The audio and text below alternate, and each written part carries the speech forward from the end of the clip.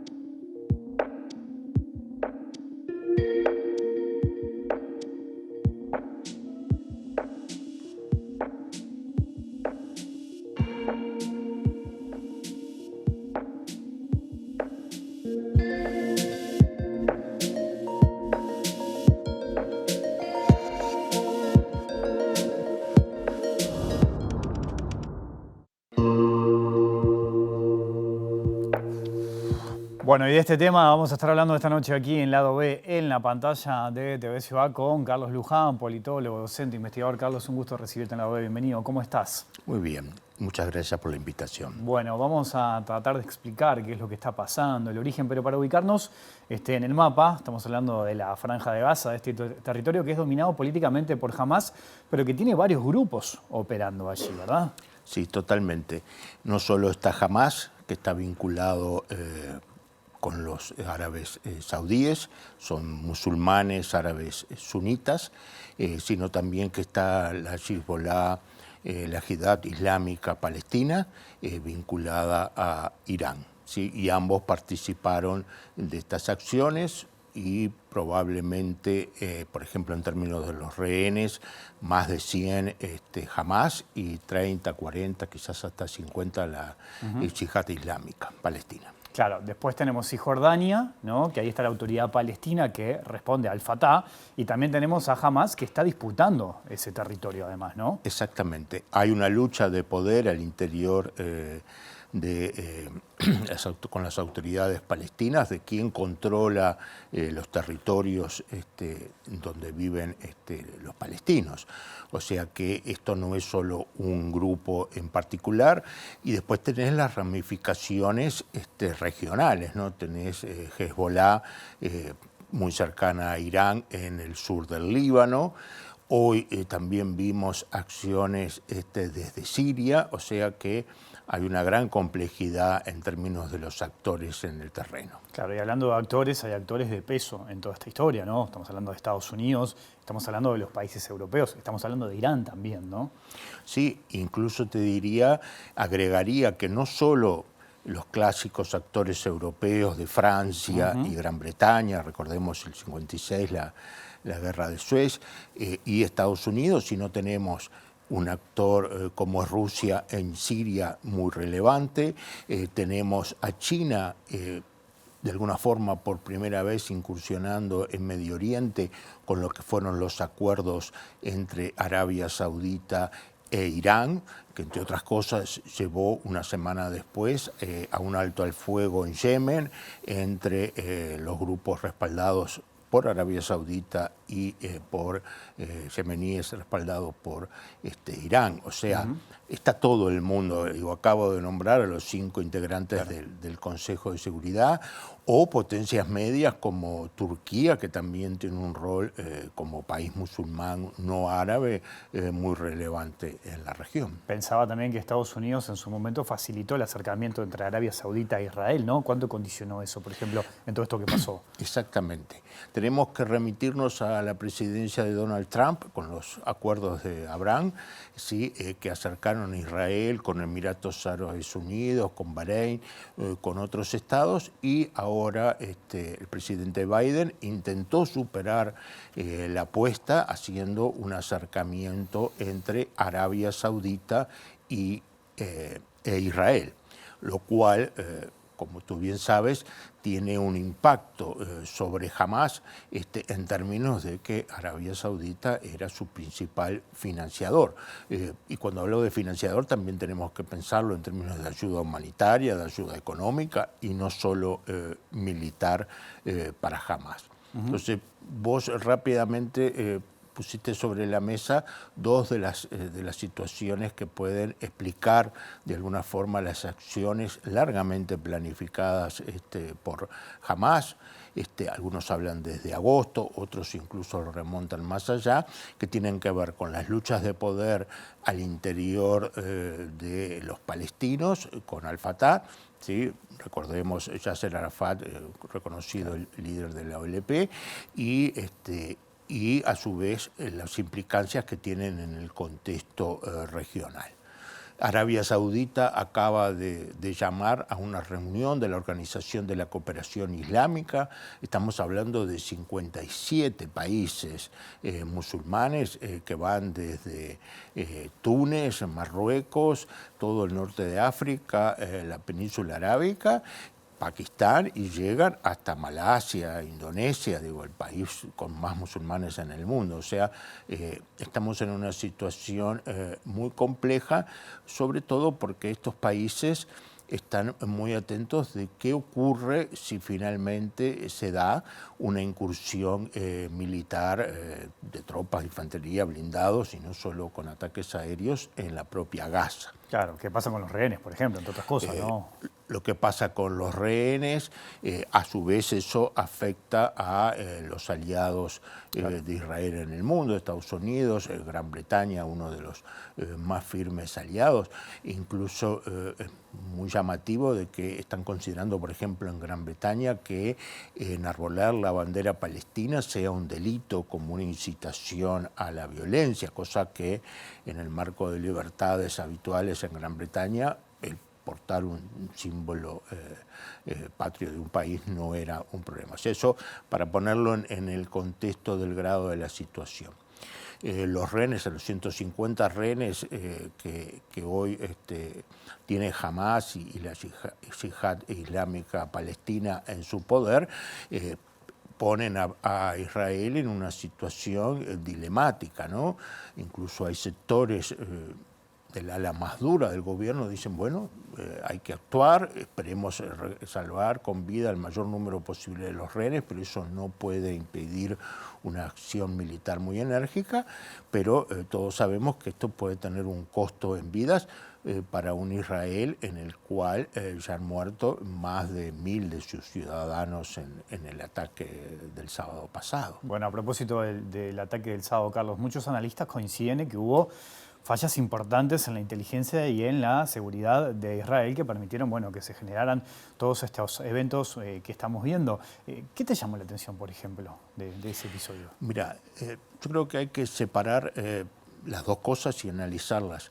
El fallo de inteligencia, entre otras cosas, tenemos que no hay un único servicio. Uno conoce el Mossad, pero también tenemos la inteligencia del ejército, la de la propia Cancillería, la que funciona a nivel científico-tecnológico, que le permitió acceder, por ejemplo, a la bomba atómica a Israel. Entonces podemos tener una situación de descoordinación.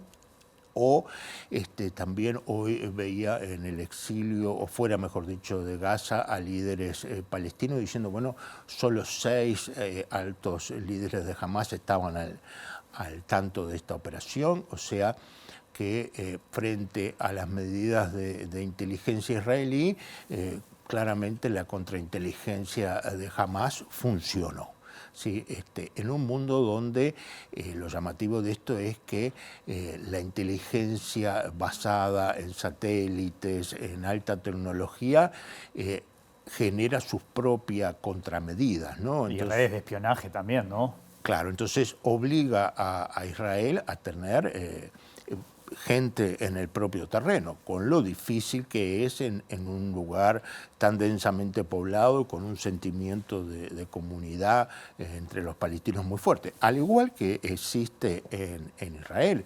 Digo, no olvidemos que ambos son pueblos semíticos, digo, de una raíz común, cultural, de larga data. Entonces, yo creo, pero es una hipótesis, de que hubo todo como un armado paralelo a la organización de Hamás más clásica. Incluso hay unas fuentes que habría que confirmar de que podría toda la planificación y entrenamiento de estos milicianos fue en el Líbano. Obviamente son especulaciones, pero fue en un gran secretismo. O sea, te repito, no adhiero a hipótesis conspirativas de que esto se viera y se dejara pasar. Es cierto que hace 10 días antes Egipto advirtió de que algo estaba pasando. Obviamente eso puede ser tomado nota de esto y no verlo. Y luego me parece que hay otro punto, que es el fallo del ejército israelí en la respuesta. Sí, vimos, por ejemplo, en la fiesta que hubo a escasos kilómetros de la Franja de Gaza, donde había más de 3.000 personas, y en las cuales fallecieron lamentablemente 260, fueron asesinados por Hamás, que tardaron 3 horas en llegar las fuerzas israelíes hacia allí. Otros testimonios en varios kibutz que llegaron sobre las 4 de la tarde, cuando estos episodios fueron en la mañana temprano, ¿sí? Hay varias explicaciones. Una es cómo el primer ministro se dio en su coalición a judíos ultraortodoxos, en que en esta festividad, por ejemplo, no anduvieron los trenes. Eso tiene efectos sobre el despliegue, pero en un país muy chico no debería ser un problema. Y también una lectura de priorizar a los colonos en Cisjordania, el traslado de el batallón sur hacia Cisjordania, donde se preveía que allí era el lugar donde mayor tensión podría haber. Pero como lo han planteado los generales israelíes, no es el momento de hacer los ajustes en una guerra declarada por el presidente de Israel el pasado domingo. Son otras las prioridades, pero esto va a aparecer, que también es parte de la lectura, yo diría el tercer elemento de Hamás sobre las dificultades, las divisiones al interior del propio Israel. Tú lo has planteado y lo has visto, todo el tema de las manifestaciones, 3 casos de corrupción del primer ministro procesándose, los intentos de sometimiento de la Suprema Corte de Justicia, que llegaron incluso en las manifestaciones a que miles de reservistas plantearan no concurrir a las maniobras. Entonces, y malestar en los altos mandos, como no se había visto antes sobre esta situación. Todas circunstancias que habrá que analizar en el correr de los meses, cuál fue la fuerza y el impacto. Hablas de meses, bueno, porque sí, como decías recién, se habla de una guerra larga y difícil, con una respuesta de Israel también cortando suministros de agua, de electricidad, de alimentos. ¿Qué impacto puede llegar a tener todo eso? Bueno, creo que hay que recordar de que la Franja de Gaza no solo tiene fronteras con Israel, sino también con Egipto, y Egipto mantiene, lo anunció ayer, el cierre de las fronteras también de Gaza. Es interesante eso, porque si yo miro los últimos 20 años, Egipto ha mediado en distintas situaciones. Totalmente. Una pregunta válida es qué va a hacer ahora también, ¿no? En ese sentido, o qué puede llegar a hacer. Sí, Egipto ha mediado, pasado la ola, pero una de las cosas que uno podría preguntarse, bueno, ¿por qué no abre sus fronteras y permite que la población civil salga de Gaza? Ahí también tenemos Egipto hoy está muy cerca de Arabia Saudita, porque el conflicto no es solo entre sunitas y chiitas, entre musulmanes sunitas y chiitas, como uno podría pensar en términos, como hablábamos hace un rato, de Arabia Saudita y de Irán.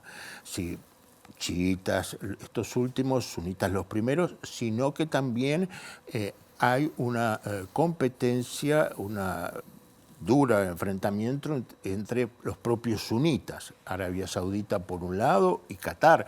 Lo vimos hace no más de un par de años que hubo un bloqueo a Qatar, ¿sí? Que está vinculado Qatar con los hermanos musulmanes de presencia en Turquía. Eran el anterior gobierno egipcio elegido democráticamente, un partido islamista radical, que fue... hubo un golpe militar más laico y es el gobierno de Egipto. Con lo cual también incluso uno podría pensar los temas de democracia y autoritarismo. O sea, Occidente festejó el golpe militar que acaba con un grupo islamista radical en Egipto, por ejemplo. Entonces vos decís, bueno, ¿y cómo funciona este tema de la democracia y el autoritarismo? ¿Está bien en ciertos momentos o cuando lo que se depone es un régimen islamita radical que por su imbricación en la población logra ganar unas elecciones, es correcto? O sea, nos hace a complejidades éticas muy fuertes. Entonces te decía, Egipto por un lado está aliado a Arabia Saudita, pero enfrentado a Qatar.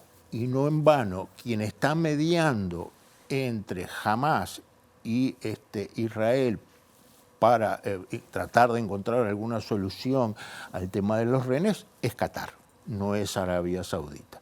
O sea, también tenemos una nueva complejidad, obviamente a la distancia e incluso in situ. Creo que es muy difícil de corroborar todas estas situaciones.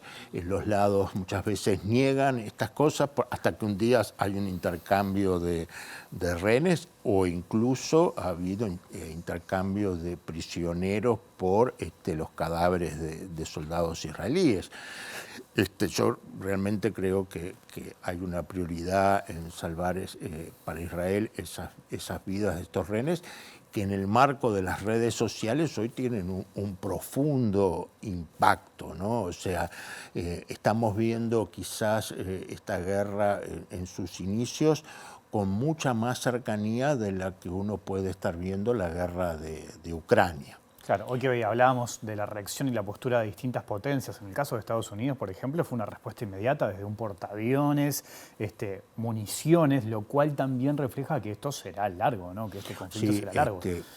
El martes llegó por primera vez el primer avión con munición avanzada estadounidense a Israel, por un lado para las defensas aéreas, pero también para posibilitar una intervención, porque hoy el tema de las municiones se ha transformado en uno de los cuellos de botella.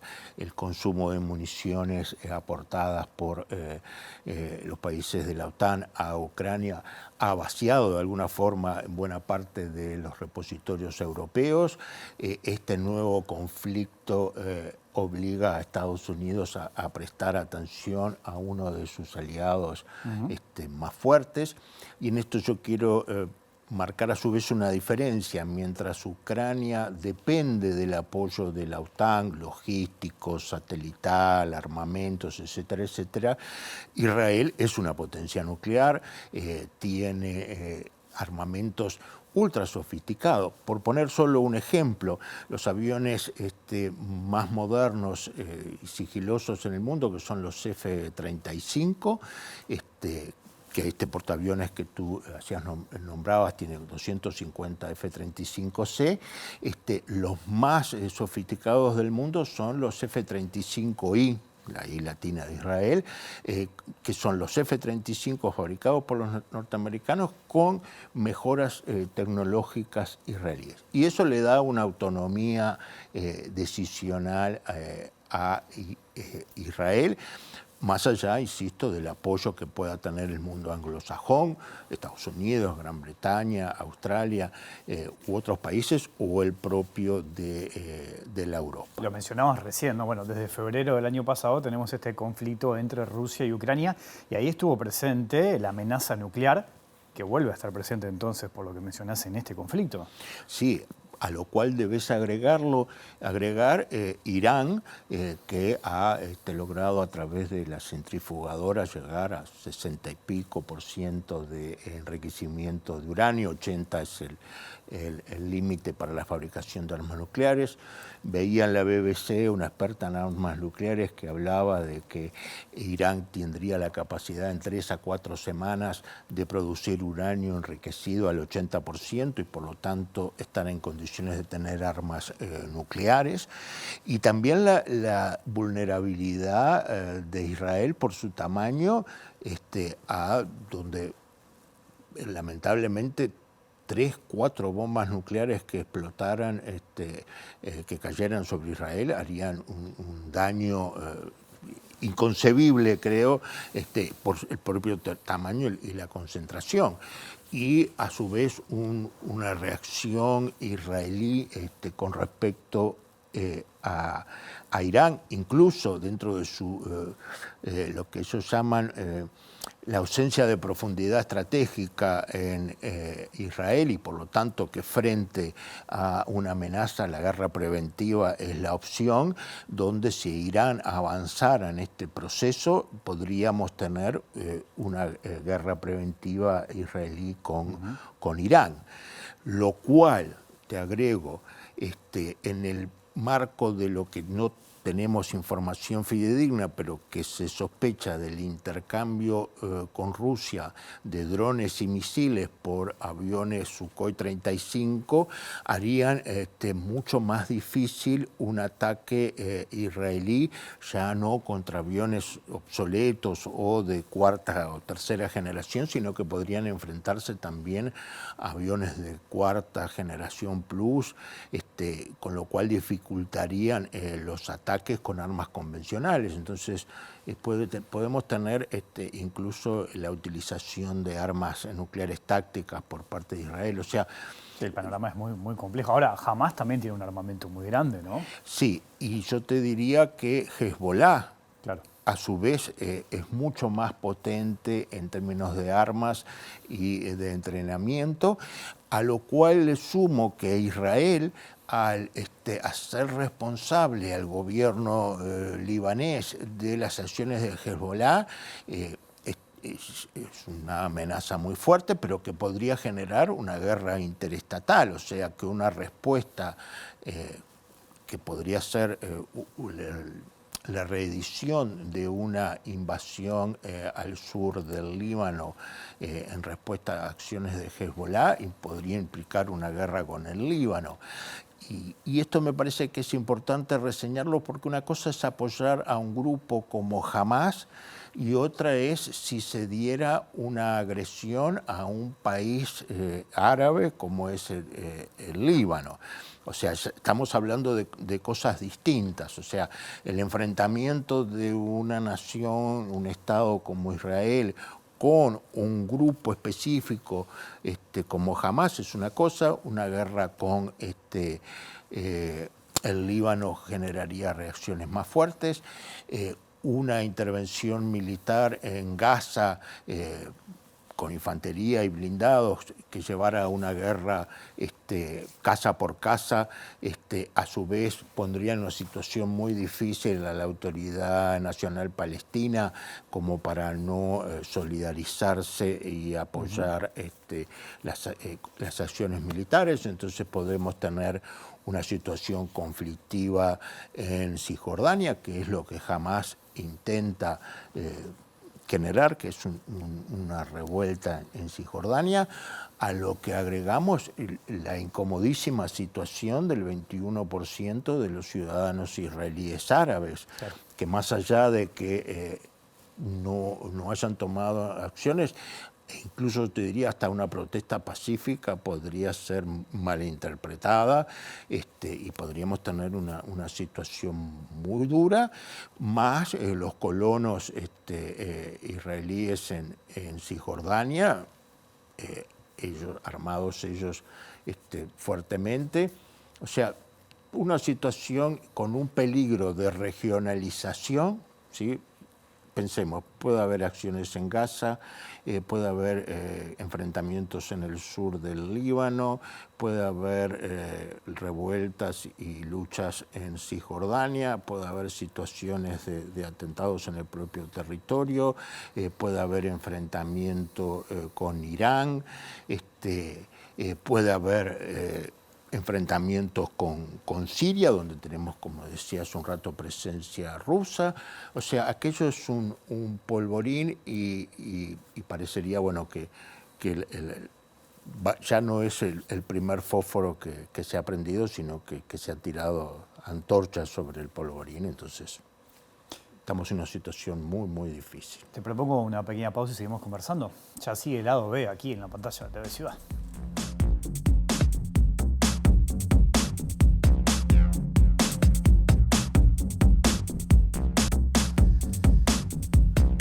Seguimos aquí en Lado B, en la pantalla de TV Ciudad, conversando con Carlos Luján, docente, politólogo, investigador a propósito de este conflicto entre Israel y Palestina. Y te pregunto, Carlos, ¿qué margen de acción tiene, por ejemplo, el Consejo de Seguridad de Naciones Unidas, que hoy está presidido por Brasil, además, ¿no? Parece que me hubieras leído el pensamiento, estaba en el corte pensando justamente en eso, ¿no? Brasil, en la presidencia rotatoria, la ejerce durante todo octubre, o sea, en semanas muy calientes. Esto es un gran desafío para Itamaraty, para la Cancillería brasilera, lo es sin duda para Lula, en un organismo de vetos cruzados, porque todos los actores, los 5 integrantes del Consejo de Seguridad con veto tienen intereses en la región y ni que hablar del resto. Pero me parece que hay que pensar con medidas más de mediano plazo. O sea, yo comparto todos los llamamientos al cese del fuego, a la paz, a que se eviten más pérdidas de vidas humanas, sean civiles o militares, pero no creo que esos llamamientos cambien ni las acciones del gobierno israelí, ni las de Hamas, ni las de Hezbollah, ni de la Yihad Islámica Palestina. No parecen oídos proclives hoy a esto, pero sí me parece tiene que haber una mirada de, bueno, esto tiene un clímax, esto va a avanzar muy probablemente hacia mayores enfrentamientos, pero no debe ser una guerra eterna, esto debería ser una oportunidad de recambios. Yo creo que el gobierno israelí, pasada esta situación, va a tener que dar cuenta de los errores y de la situación, y ahí quizás podamos tener mayor ser más proclive a transitar nuevamente caminos de paz como lo fueron los acuerdos de Oslo.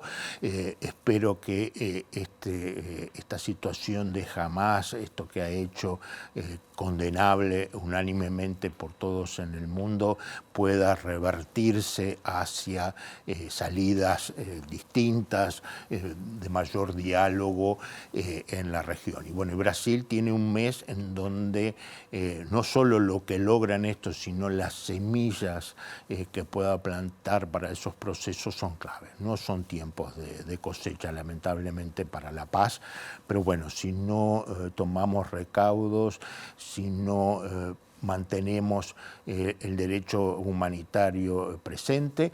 Lo vimos con la Unión Europea. Inicialmente el comisario para los temas de vecindad había suspendido los 700 millones de ayuda humanitaria. Por suerte, Josep Borrell dijo, acá lo único que conseguimos con la suspensión de la ayuda humanitaria es mayor sufrimiento para el pueblo palestino, que no es el que tomó las decisiones de este ataque. Pero bueno, tiempos muy difíciles y que hay que continuar observando sin hacer de esto réditos políticos. Yo observaba, por ejemplo, en la campaña en Argentina, la campaña presidencial, donde esto pasa a ser un cobre de cuentas de unos hacia otros. Eso me parece que no está bueno, no contribuye en lo que somos un continente como el latinoamericano, un continente de paz, un continente desnuclearizado, y que deberíamos tratar de aportar en términos de la preservación de los derechos humanos de todos los que viven en la región desde nuestro lugar, ¿no? Carlos, te agradezco tu visita esta noche aquí al lado de... No, yo te agradezco a ti y quiero insistir en que esto no sería posible sin el apoyo que tengo en la Universidad de la República como docente en la licenciatura de Relaciones Internacionales en la Facultad de Derecho o en el Instituto de Ciencia Política. Creo que la Universidad La UDELAR tiene un rol de ayudar a la reflexión y difundir, y te agradezco también a ti por la profundidad que le diste a la entrevista. Bueno, te agradecemos obviamente a la universidad también y que hayas venido a aportar tu conocimiento, porque venís trabajando hace muchísimo tiempo investigando sobre este asunto. Hasta la próxima. Ojalá que la próxima sea, bueno... Hablemos de paz con otras y noticias, de desarrollo. Te agradezco mucho. Nos vamos, volvemos mañana después de las 20 horas. Que pasen bien, chao.